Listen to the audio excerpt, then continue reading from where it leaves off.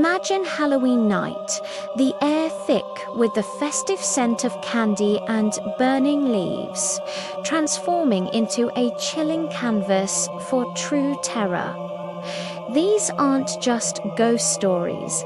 These are 3 real-life encounters where innocent celebrations spiraled into terrifying battles for survival against predators who came for far more than just candy. It was Halloween 2023, and after a grueling day of community work, all I wanted was rest. But my 15-year-old sister, Savannah, and 11-year-old nephew, Jackson, needed their cool big brother to take them trick-or-treat. Reluctantly, I threw on clothes and headed out, a Glock discreetly tucked into my backpack, a detail Savannah knew, adding a layer of unspoken seriousness to my stay close commands. The neighborhood was vibrant, filled with cheerful, costumed kids, until we began our walk back. The crowd thinned, the festive glow dimmed, and that's when I saw them, a person draped in all black, cloaked and masked, standing motionless across the street in a dark yard, watching us. My gut screamed alarm. I warned Savannah and Jackson, suspicious person across the yard. Look, but don't stare. Jackson laughed it off as a Halloween prank, but Savannah's eyes mirrored my unease. As we moved on, I heard it, heavy, deliberate footsteps echoing behind us. I spun around. The figure was closer now, clearer. Tactical vest, boots, black pants tucked in, a full spandex mask erasing any humanity. This wasn't a prank. This was a threat.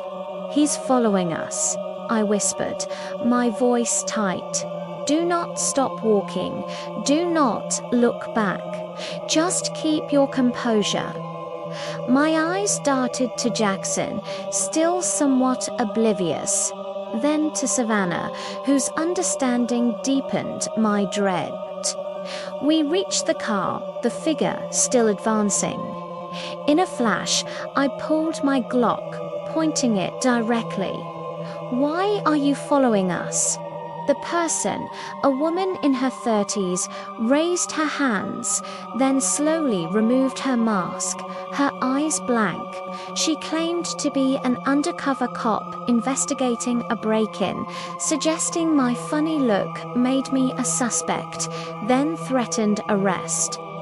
Her story crumbled under the weight of her tactical gear, the hooded cloak, and the absurd inconsistencies.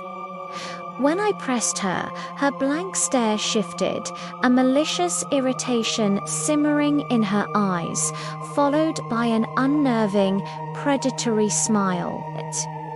If you didn't have that gun, this night would have ended a hell of a lot different for you. As her words hung in the air, 4 more figures, clad in tactical gear, emerged from between houses, striding purposefully towards us. I shoved Savannah and Jackson into the car, jumped in, and sped away. The woman's sinister smile in my rearview mirror, her soulless companions watching us vanish. The silence in the car was deafening, the shock palpable. Days later, an anonymous text arrived, a photo of my car in my apartment parking lot.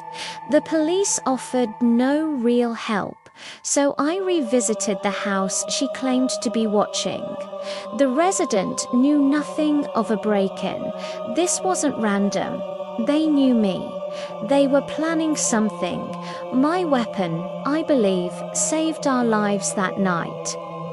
The paranoia lingered, demanding therapy and security cameras. It's been 2 years, but the chilling thought remains. Always always be aware, always be protected, because danger can emerge from the shadows of a festive night, and some eyes watch with intent far darker than any costume. When I was 12, my family swapped our usual neighborhood trick-or-treating for a Halloween celebration at a small, isolated resort. Surrounded by dark woods, the resort felt peaceful by day, but unsettlingly quiet as dusk fell. The air was thick with campfire smoke and candy apples, a typical Halloween idyll, until the hayride 20 of us piled into a wagon, pulled by a scarecrow-masked tractor driver through torchlit woods where costumed zombies lurked. Midway, as we passed a particularly dark stretch, I saw him, a man not part of the act, standing just outside the torchlight. Black jacket, jeans, a baseball cap pulled low, hands in pockets, unmoving, just watching. His shadowed eyes seemed locked on me. No one else seemed to notice. He was still there when I looked back. The unease gnawed at me. Later, near the snack table, I saw him again 30 feet away by the tree line. Watching, I nudged Ryan, my new friend, pointing him out. Ryan shrugged it off. Maybe a worker, a dad. But he wasn't talking to anyone, just standing, observing. As the night wound down, Ryan and I, fueled by leftover energy, decided a walk down a wooded trail behind the cabins would be a scary Halloween adventure. We ventured maybe 200 feet in, past a private property sign, when we heard it, heavy, slow footsteps from deeper on the path. We froze. Probably another kid, Ryan whispered, but the weight of the steps screamed adult. My flashlight beam cut through the darkness, seeing nothing until the steps stopped. Then a calm, intimidating voice. "Hey there, boys. What are you two doing out here? You like candy?" The man stepped into the light, same black jacket and hat. He pulled out a Reese's cup. "I got a bunch more of these in my cabin. Come on, I'll give you some." Ryan's face went pale when he said, "I saw you boys on the hayride earlier." My stomach dropped.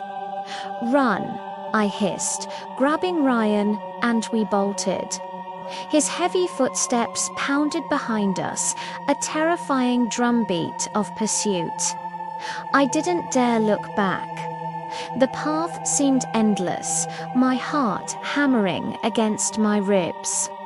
We burst out of the woods, yelling for help, scrambling towards the bonfire and the safety of the crowd. He wasn't there. My parents, alerted by our screams, sent my dad and other men to search, but he was gone. The police were called, statements taken, but no trace. No one matching his description had checked in, no missing vehicles. They suggested a trespasser. That night's sleep was a luxury denied by every creak and rustle outside our locked cabin. For weeks, I saw him everywhere, a fleeting shadow, a stranger in a hat, always someone else, always a false alarm. What chills me now isn't what he did, but what he could have done. If we had hesitated, if we had walked toward him, I truly believe I wouldn't be here to tell this story. Every Halloween, a lone figure at the edge of a crowd sends shivers down my spine. A grim reminder that some people watch for reasons far darker than festive fun. My name is Roger, and Halloween 3 years ago cemented a fear that still haunts me. I was 29, living alone in a small house on the town's quiet outskirts, my girlfriend out of town. By 10:30 p.m., the trick-or-treating crowds had vanished, and I was relaxing, half watching a horror movie, picking through leftover candy. A faint knock at my side door startled me. Stragglers, I assumed, but when I opened it, the driveway was empty. Just a prank. 15 minutes later, the same sound, but this time from the back door, the one that led to my small deck, an entrance nobody ever used. Alarms blared in my head. I froze, the TV's distant murmur replaced by a chilling sound. The slow, cautious rattle of the back door knob being tested. Someone was trying to get in, trying to be quiet. I crept into the kitchen, staying low, and through the window I saw him. A man crouched by the door, dark clothes, a cheap, cracked Halloween mask pushed up on his head. In his hand, a crowbar.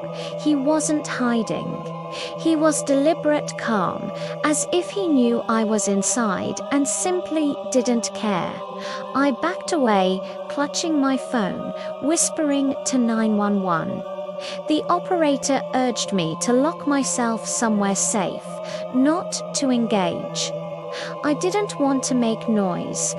So I huddled at the top of the stairs, a kitchen knife my only defense, whispering updates.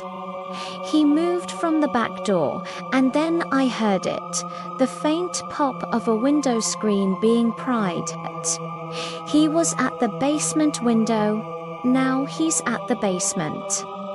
My voice, a shaky whisper to the dispatcher, who reassured me officers were en route. Then, the shattering blow, glass cracked. He was breaking the window. My blood ran cold. This wasn't a spooky Chandrab. He knew I was here, yet he was still coming in. Minutes stretched into an eternity.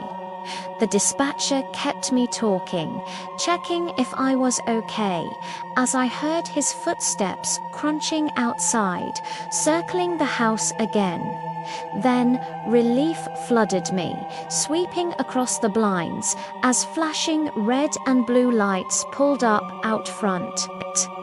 He bolted. I watched him sprint across my yard, but he didn't get far. Officers tackled him just past my driveway. It was only when they led him back in cuffs that I realized I was shaking uncontrollably. And that's when I saw what he'd been carrying. The crowbar, yes, but also duct tape and zip ties stuffed in his bag. This wasn't a burglar seeking valuables. This man had a plan, and it was something far, far worse.